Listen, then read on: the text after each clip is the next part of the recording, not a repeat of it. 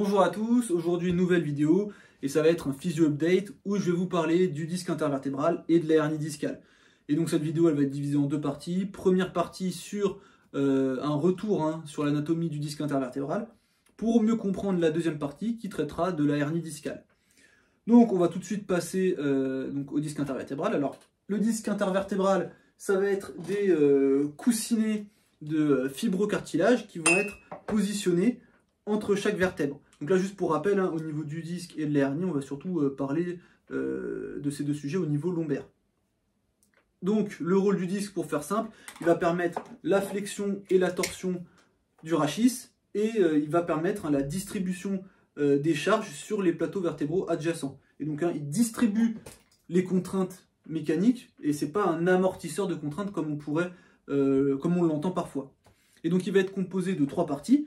On va avoir un noyau pulpeux qui va être mou et déformable, un anneau fibreux qui va entourer ce noyau pulpeux, et en général on s'arrête là pour la description du disque. Mais en fait on va avoir une troisième partie qui vont être les plaques terminales cartilagineuses. Okay, donc là on a les trois parties, et je vais aller un petit peu plus en détail pour chacune de ces parties pour vous en apprendre un petit peu plus.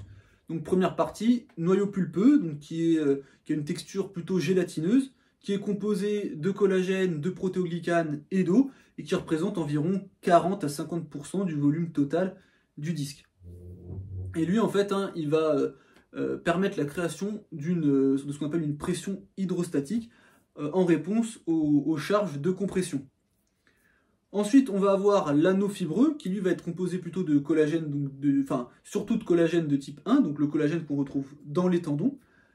Et il va être disposé, en fait, on va avoir plusieurs couches concentriques, en général on va dire entre 15 et 25, dont l'épaisseur va varier, plus on va se diriger vers le centre du disque, plus on va aller vers le noyau, plus en fait l'épaisseur des couches va augmenter. Et en plus, entre chaque couche, l'orientation des fibres de collagène va changer. Et lui, en fait, il va répondre à la pression hydrostatique du noyau par des contraintes en traction en se mettant en tension. Moi, ça peut être un petit peu difficile à visualiser, mais je vais vous montrer un schéma et tout de suite, ça va être beaucoup plus clair. Donc ici, on a... Alors, donc ici, on va avoir notre disque entre les vertèbres. Là, on va avoir en gris noyau pulpeux et en bleu l'anneau fibreux. Et là, on va voir les différentes couches concentriques avec une orientation du collagène qui va varier d'une couche à l'autre. Et ensuite, on va avoir les plaques terminales cartilagineuses. Elles vont être constituées de collagène de type 2, de protéoglycane et d'eau. Et c'est en fait tout simplement du cartilage hyalin qui va être lié à ce qu'on appelle la plaque terminale osseuse des vertèbres. Et en gros, elle fait 0,6 mm d'épaisseur. Et plus on va se diriger vers le centre, plus elle va être mince, cette couche de cartilage. Donc là, je viens de vous décrire trois parties dans le disque. Donc on se dirait trois parties qui sont séparées les unes des autres. En fait, c'est pas tout à fait le cas. Toutes ces parties sont liées les unes aux autres. Par exemple, la partie externe de l'anneau fibreux, elle va être liée à la plaque terminale osseuse, ainsi qu'au ligament longitudinal antérieur et au ligament longitudinal postérieur. Ces deux ligaments, pour certains auteurs, étant la limite toute externe du disque intervertébral. Ensuite, la partie interne de l'anneau fibreux, elle va être liée aux plaques terminales cartilagineuses, ainsi qu'au noyau pulpeux. Et le noyau pulpeux, lui aussi, il va être lié à la plaque terminale cartilagineuse. Donc on voit que tous ces éléments sont entremêlés, et en fait, l'idée qu'on peut avoir parfois du disque qui va glisser entre les vertèbres ou quoi, c'est une idée qui est erronée, parce que le disque, c'est une entité qui est bien ancrée, tous les éléments sont bien ancrés les uns avec les autres. Ensuite, on va passer à l'innervation. Donc c'est assez simple.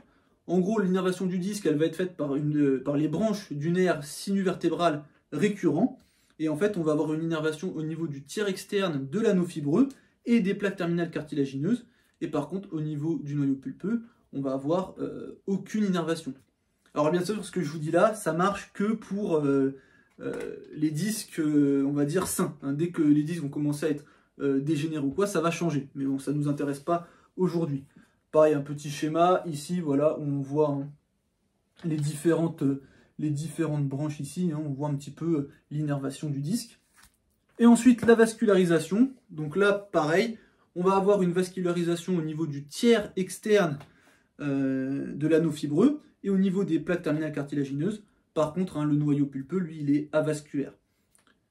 Pareil, hein, ça c'est pour le disque sain. Donc, pareil, petit schéma, et vous allez voir, ça va être hyper clair. Alors, en gros, en rouge, on va voir toutes les zones vascularisées. Hein, donc voilà, anneau fibreux, plaque terminale cartilagineuse, comme je vous ai dit. Et on voit que le noyau pulpeux, lui, il est avasculaire. Donc là, en fait, vous avez toutes les informations au niveau de l'anatomie du disque pour mieux comprendre la prochaine partie sur la hernie discale. Donc je vous mets le lien de mon article en description. Et on se dit à la prochaine. Salut!